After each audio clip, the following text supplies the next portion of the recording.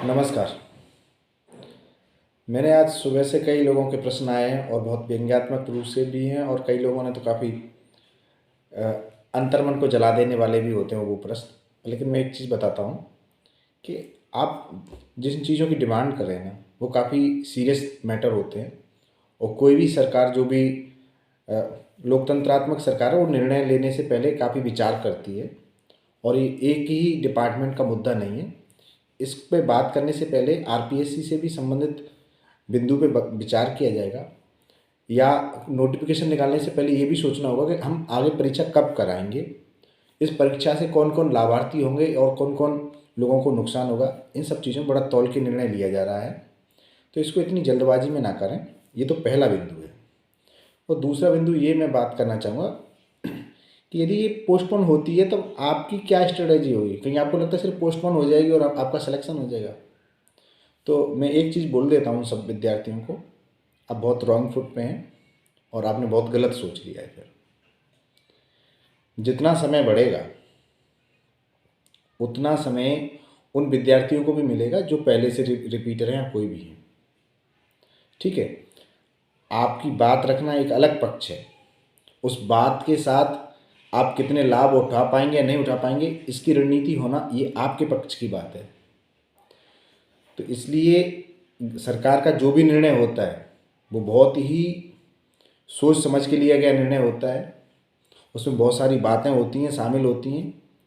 हम सिर्फ अपने दृष्टिकोण से ही बातें देखते हैं, और जबकि सरकार का जो दृष्टिकोण होता है वो काफ़ी वाइड दृष्टिकोण होता है। उनकी जो अप्रोच होती है वो हर पहलू को देख के चलती है। तो आपको भी अपनी स्ट्रेटेजी बनानी है कि आप पोस्टपोन होने के बाद किस तरीके से पढ़ेंगे। यदि पोस्टपोन नहीं होता है तब आपकी रणनीति क्या होगी, किस तरीके से आप एग्ज़ाम लिखेंगे। क्योंकि उद्देश्य पोस्टपोन होना या नहीं होना नहीं है। उद्देश्य है कि किस तरीके से हम सफलतापूर्वक परीक्षा में अपना स्थान बना पाएँ। ये है मेन उद्देश्य। ट्रांसपेरेंसी, निष्पक्षता, ये सब चीज़ें जो हैं ये सरकार की भी जिम्मेवारी है, जिस पर सरकार लगातार काम कर रही है। पहले दिन से ही आप माननीय मुख्यमंत्री महोदय साहब के जो निर्णय देख रहे हैं तो वो सब ट्रांसपेरेंसी को लाने के लिए हैं। लगातार जिस तरीके से बैठकें हुई हैं, लगातार जिस तरीके से डिसीजंस लिए गए हैं, तो कृपया करके शांतिपूर्वक पढ़ाई पे ज़्यादा ध्यान देना है, फोकस करना है पढ़ाई पे। ये बार बार कमेंट्स करना, बार बार पूछना, 5 नेटवर्क में 5 चैनल्स पे जाके चेक करना, ये करना, ये मुझे नहीं लगता कि आप एक सीरियस कैंडिडेट हैं। आपको मेरा विश्वास है तो अच्छी बात है, किसी और का विश्वास है तो उसकी अच्छी बात है। पर आपको सिर्फ उन यूट्यूबर्स से बचना है या उन सब लोगों से बचना है जो सिर्फ इसका मजाक बनाने में लगे हैं, सिर्फ आपका लाभ लेने में लगे हैं। ऐसे नहीं करना है। ठीक है, तो यदि आपको लगता है कि मैं आपको कुछ ऐसी चीज़ें बताऊं कि जिससे कि पोस्टपोन होने के बाद आपकी क्या रणनीति होगी, और पोस्टपोन होने के नहीं होता है तो क्या रणनीति होगी, तो उसके लिए मैं एक ही बात बताऊंगा, आपकी सबकी स्वतंत्र रणनीति होगी और वो आप डिसाइड करेंगे। और यदि आपको लगता है कि कोई और मदद करे तो कोई और भी हो सकता है जिस पे आपको विश्वास हो, और हो सके तो आप मुझसे भी कर लेना, संपर्क कर लेना, कैसे भी बता देना। मैं भी कुछ मदद जो करना कर सकूँगा वो आपको मैं मदद कर दूँगा। पर लेकिन हमें किसी भी स्थिति में सिस्टम के खिलाफ नहीं जाना है। सिस्टम में रहते हुए सिस्टम को सुधारने की बात करनी है, और वो सिस्टम है भारतीय संविधान, वो सिस्टम है लोकतंत्रात्मक तरीका, वो सिस्टम है शांतिपूर्ण सहयोगात्मक विरोध। सिर्फ विरोध के लिए विरोध नहीं करना है, सहयोग के लिए और सुधार के लिए विरोध करना है। सिर्फ पक्ष के दूसरे पहलू को दिखाने के लिए विरोध करना है।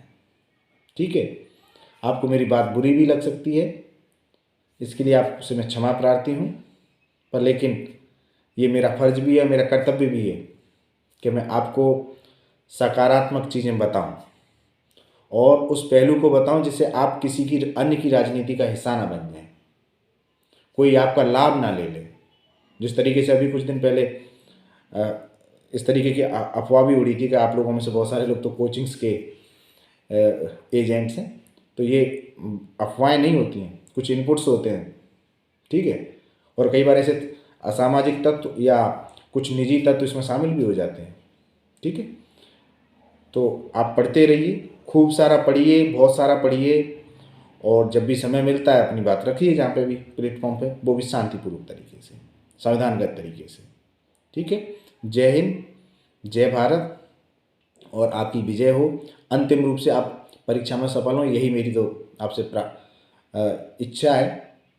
बाकी देखते हैं, परिणाम तो जहाँ तक मुझे लगता है सार्थक ही आएगा, क्योंकि माननीय मुख्यमंत्री महोदय इस बात को सिर्फ अपने तक सीमित नहीं रखते। वो जब भी कोई बात उनके पास आती है पीड़ित और शोषित और समाज की, वो उस बात के लिए ज़रूर निर्णय लेते हैं, और जिस तरीके से उनकी ये बात लगातार निकल के आई है कि वो निर्णय जल्दी ही लेने वाले हैं। नमस्कार।